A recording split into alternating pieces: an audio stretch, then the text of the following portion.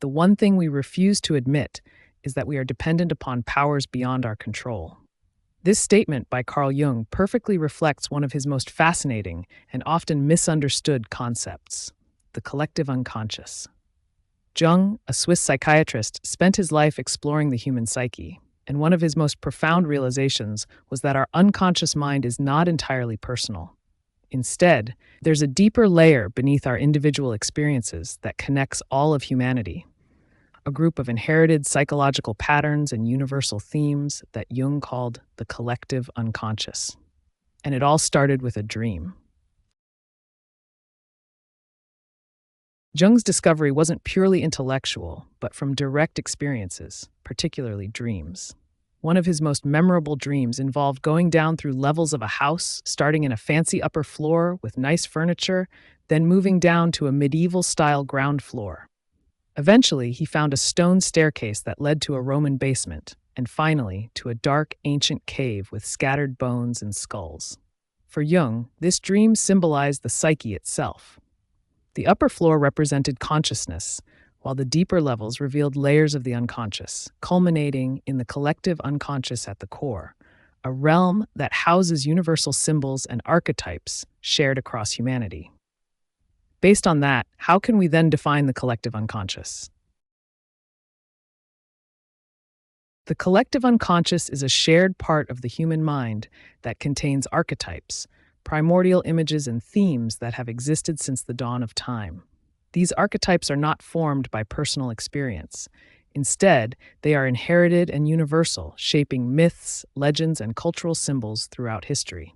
Jung linked the collective unconscious to what Freud called archaic remnants, mental forms whose presence cannot be explained by anything in the individual's own life, and which seem to be aboriginal, innate, and inherited shapes of the human mind. For example, why do you think myths about heroic journeys or wise elders are so consistent across cultures? Why do certain fears, like those fear of snakes or fear of darkness, resonate with us so deeply? Jung believed these universal patterns come from our shared evolutionary and psychological past. The collective unconscious influences our thoughts, feelings, and behaviors, often without us realizing it. As modern humans go through their process of individuation, moving out of the collective unconscious into mature selves, they establish a persona, which can be understood simply as that small portion of the collective psyche which they embody, perform, and identify with. And we must understand what differentiate the personal versus collective unconscious. Jung distinguished the personal unconscious, formed by individual experiences, memories, and repressed thoughts, from the collective unconscious, which is universal and inherited. While the personal unconscious contains material unique to each individual, the collective unconscious is the house of archetypes that are common to all humanity. For example, the personal unconscious might hold memories of a specific event, like a childhood experience. The collective unconscious, on the other hand, contains universal patterns, such as the archetype of the mother, which symbolizes anything or anyone who nurtures and protects, and appears in myths as figures like Mother Nature or the Virgin Mary. Jung himself said, "The collective unconscious does not develop individually, but is inherited. It consists of pre-existent forms, the archetypes, which can only become conscious secondarily and which give definite form to certain psychic contents." Now, a good question will be, what are these archetypes? According to Carl Jung, archetypes are fundamental, universal patterns of thought and behavior that exist in the collective unconscious of all humans. These archetypes are not learned, but are innate and inherited. They attempt to become realized or expressed in an individual's life, influencing their personal development and identity. The process of individuation is the development of a person's unique identity.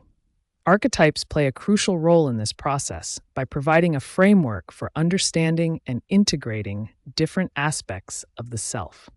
Let's take the mother archetype as an example. Every child has an inherent idea of what a mother should be like, which is part of the mother archetype.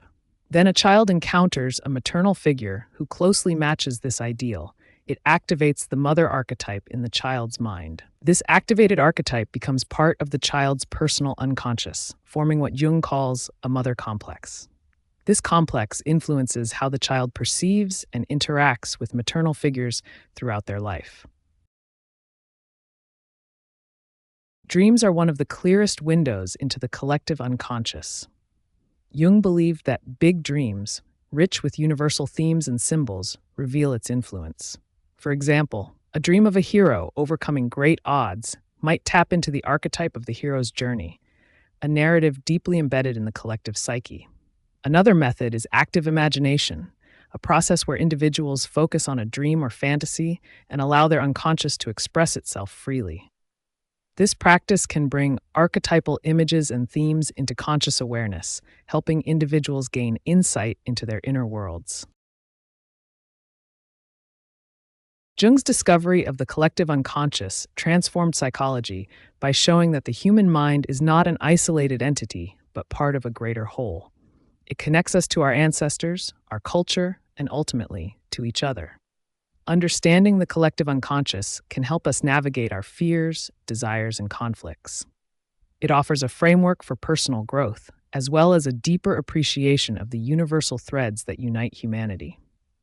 As Jung himself said, there is no light without shadow, and no psychic wholeness without imperfection. By exploring the depths of the collective unconscious, we can uncover hidden parts of ourselves and move closer to achieving balance and self-awareness.